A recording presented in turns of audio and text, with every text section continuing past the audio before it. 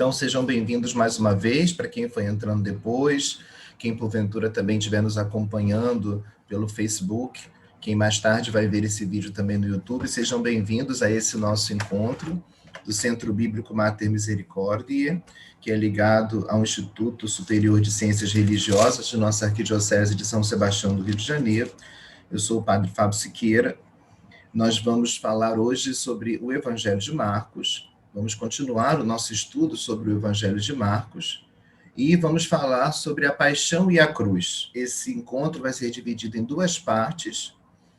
Nessa primeira parte de hoje, nós vamos falar sobre o capítulo 14, versículos 1 a 42, da unção de Betânia ao Getsemane. É esse que vai ser o objeto do nosso estudo nesse primeiro encontro sobre a paixão e a cruz em Marcos. Nosso encontro vai ser dividido em 4 partes.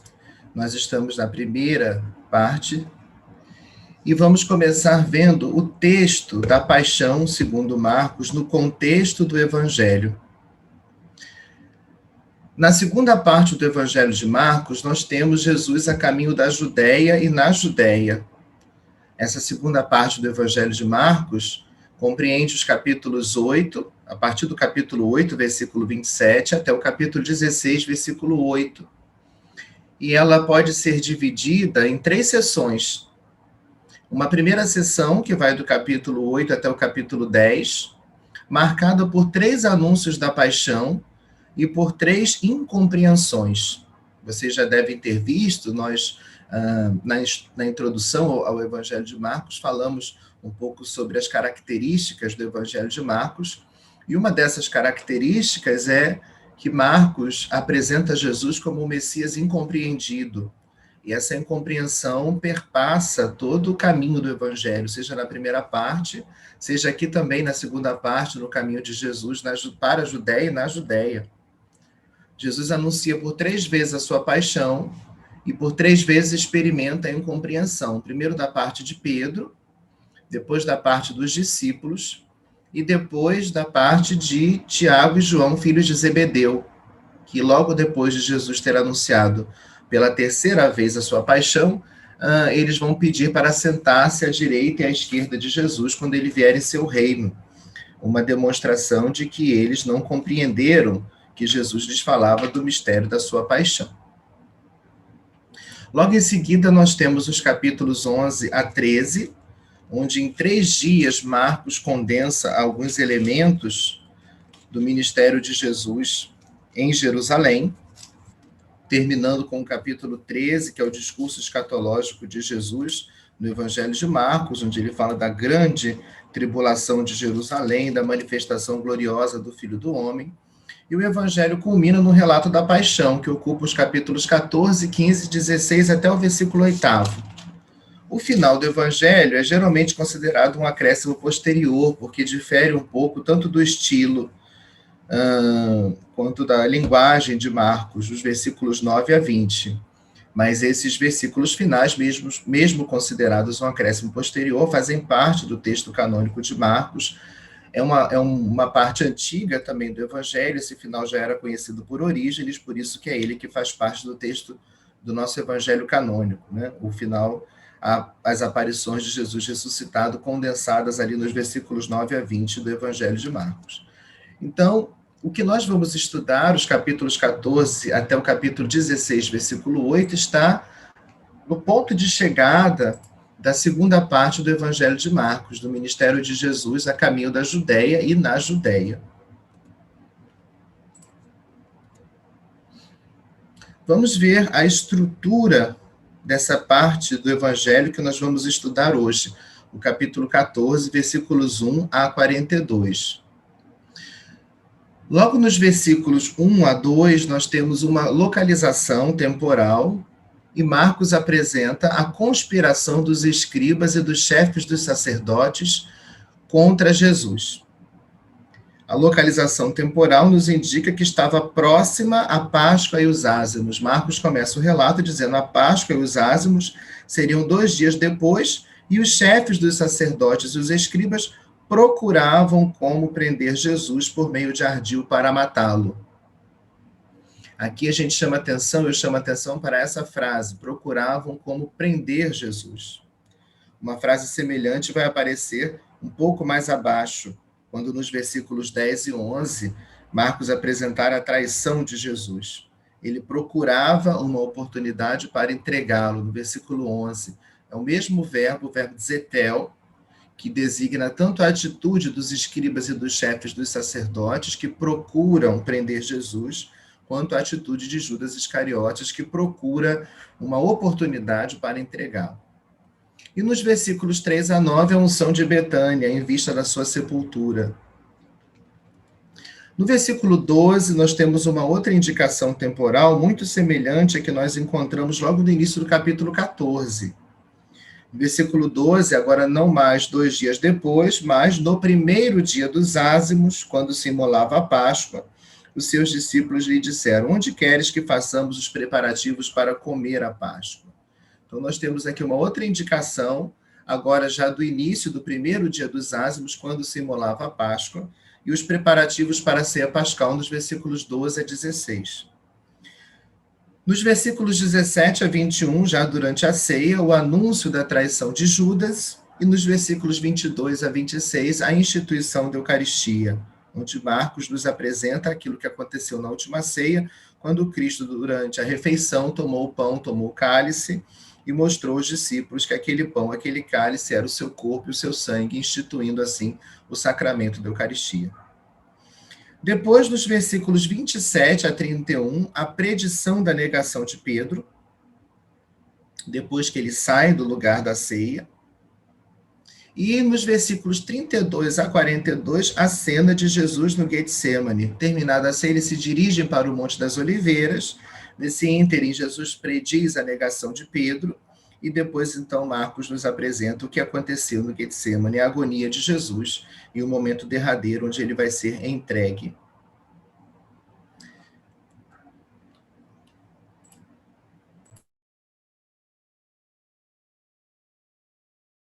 De todo esse conjunto, nós vamos estudar 3 perícopes, 3 trechos. Os versículos 3 a 9, que falam da unção de Betânia. Os versículos 22 a 26, a instituição da Eucaristia. E os versículos 32 a 42, Jesus no Getsemane.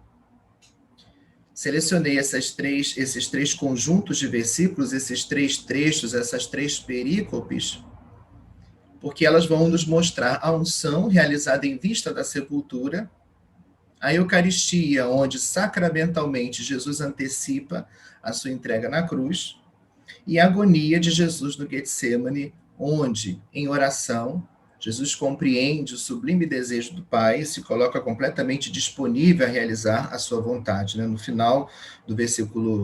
final dessa passagem, no versículo 42, Jesus vai dizer: levantai-vos, vamos, eis que o meu traidor aproxima-se. E se demonstra assim pronto a assumir a vontade do Pai até as suas últimas consequências. Antes de entrarmos no estudo da primeira dessas perícopes, vamos ver algumas generalidades sobre o relato da paixão em Marcos, ainda dentro dessa primeira parte do nosso estudo. Depois, nas outras 3 partes, em cada uma delas, nós vamos estudar um desses trechos, uma dessas perícopes do Evangelho de Marcos. Esses pontos que eu sintetizei aqui podem ser encontrados no Evangelho de Marcos, escrito no comentário ao Evangelho de Marcos, escrito por um eminente exegeta alemão chamado Joachim Gnilka.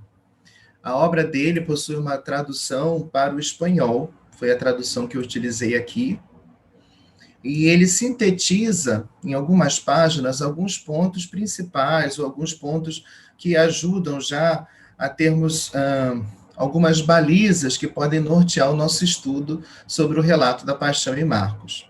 O primeiro ponto que ele destaca é que o relato da paixão em Marcos, que ocupa do capítulo 14, versículo 1, até o capítulo 16, versículo 8, ele se distingue do restante do Evangelho porque os acontecimentos são encadeados cronologicamente com uma maior clareza. Claro que o Evangelho de Marcos apresenta uma sucessão ordenada dos fatos. Primeiro o ministério de Jesus na Galileia, depois a ida de Jesus para a Judéia, o ministério de Jesus na Judéia, culminando na paixão.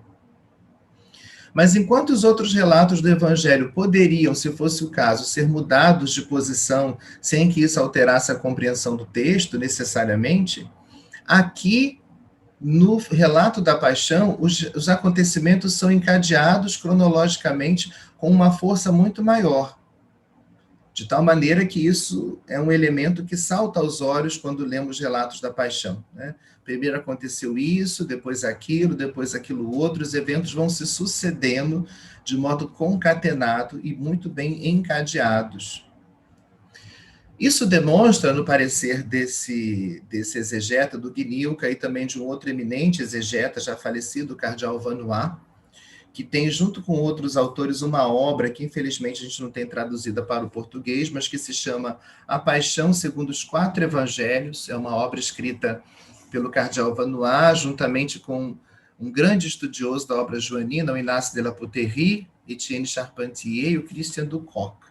Eles quatro escreveram uma obra, não muito volumosa, sobre a paixão segundo os quatro evangelhos. E, no parecer do cardeal Vanois e também do Guinilca, esse encadeamento cronológico que aparece com muita clareza, nós falamos aqui em Marcos, mas aparece também nos outros sinóticos, a respeito dos últimos acontecimentos de Jesus no relato da sua paixão, isso é um indício de que tenha sido bem cedo objeto de um interesse particular a paixão de Jesus, e ela tenha sido considerada como um todo orgânico.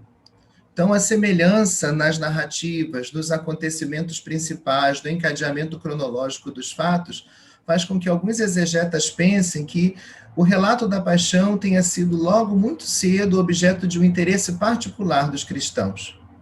E por isso, talvez, algum relato primitivo da paixão já tenha surgido e talvez, provavelmente, sempre no campo da conjectura, tenha servido de base para a construção dos relatos da paixão, como nós temos nos evangelhos.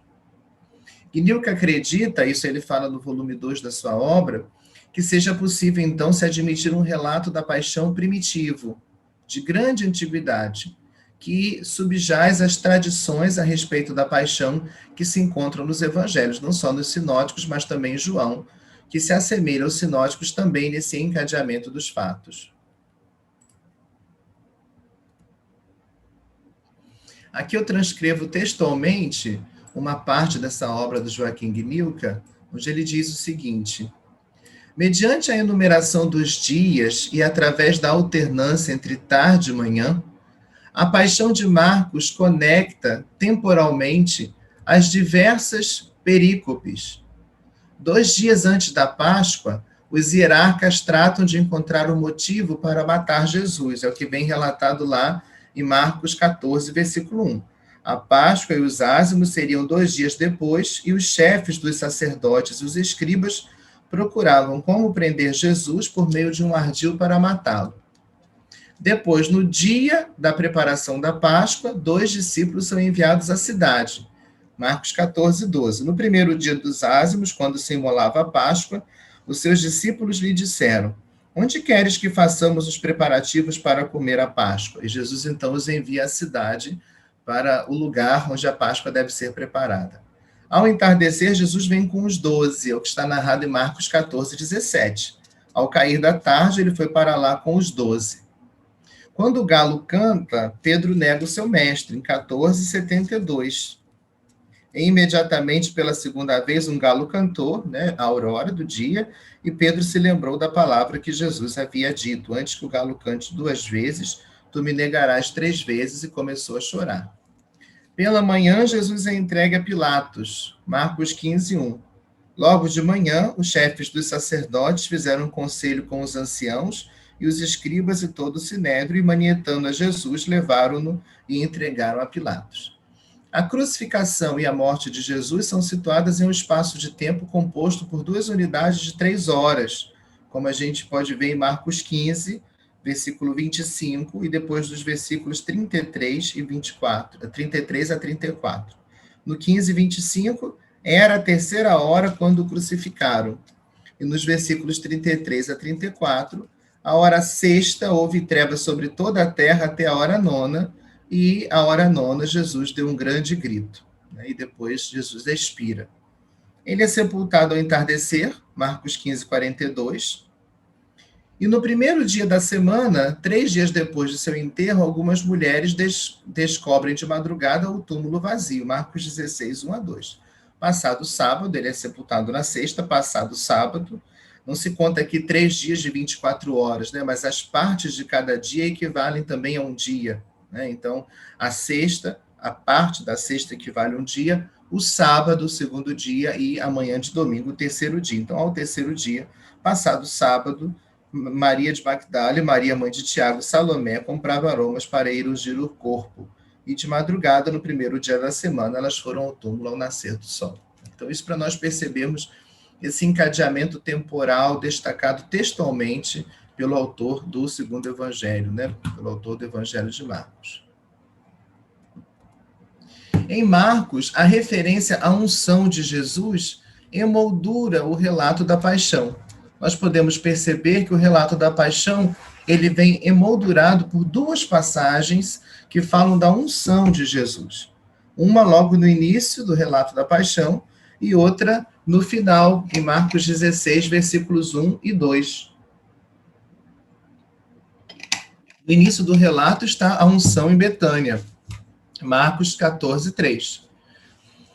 Em Betânia, quando Jesus estava à mesa em casa de Simão, o leproso, aproximou-se dele uma mulher trazendo um frasco de alabastro cheio de perfume de nardo puro, caríssimo, e quebrando o frasco, derramou sobre a cabeça dele. E no capítulo 16, já quase nos versículos finais do relato da paixão, passado sábado, Maria Madalena e Maria, mãe de Tiago, e Salomé compraram aromas para ir ungí-lo. De madrugada, no primeiro dia da semana, elas foram ao túmulo ao nascer do sol. Então, a unção de Jesus, ela emoldura o relato, aquela que é feita em vista da sua sepultura e aquela que é realizada, ou que pretendiam realizar, as mulheres de madrugada, mas encontram o túmulo vazio e já o Senhor ressuscitado. No relato da paixão, dois aspectos se entrelaçam, o aniquilamento e a majestade. O aniquilamento manifesta-se no fato mesmo da paixão. Ela é a expressão máxima da kenosis, do esvaziamento de Jesus. E particularmente na utilização do Salmo 22, 21, que é aludido durante a paixão e é citado explicitamente em Marcos 15, 34. É o versículo que Jesus reza na cruz. Ele se sente abandonado por todos e pelo próprio Deus. Meu Deus, por que me abandonaste? Esse versículo do Salmo, recitado por Jesus na cruz, deixa ainda mais clara a kenosis, o seu esvaziamento, o seu aniquilamento por amor a nós. Claro que nós sabemos que por questões, às vezes até de economia, de escrita, né? Porque escrever na antiguidade não era nem fácil nem barato, então muitas vezes quando uma obra é aludida, cita-se o início dela, mas se quer dizer a obra toda. Então, no caso do Salmo 22, 21, o evangelista coloca ali só o versículo inicial, ou seja, o Salmo todo está nos lábios de Jesus.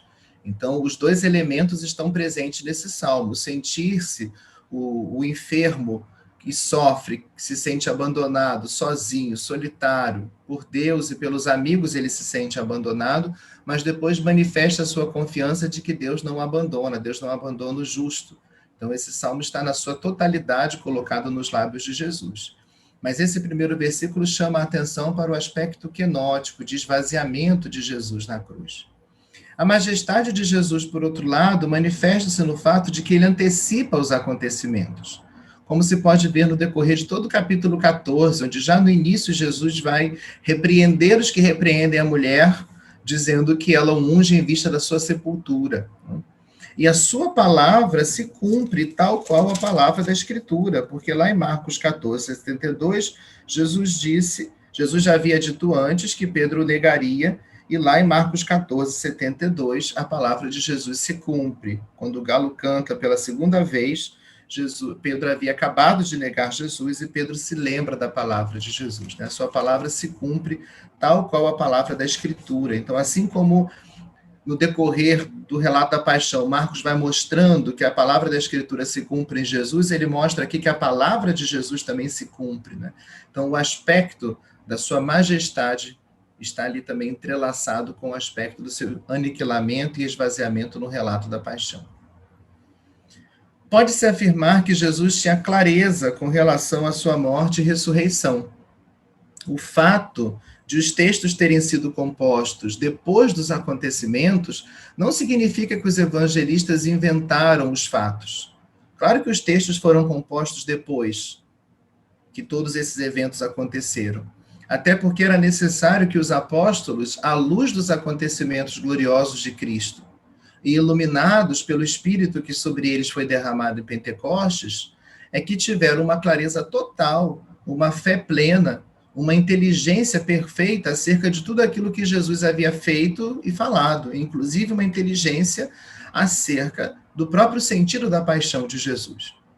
Mas o fato de terem tido essa inteligência plena e de escreverem depois que os fatos aconteceram, não significa que os evangelistas falsearam de alguma forma a história. Pelo contrário, a partir dessa clareza plena, os apóstolos pregaram e depois os evangelistas escreveram, procurando ser fidedignos à tradição que receberam, ainda que compondo os evangelhos segundo uma orientação teológica própria.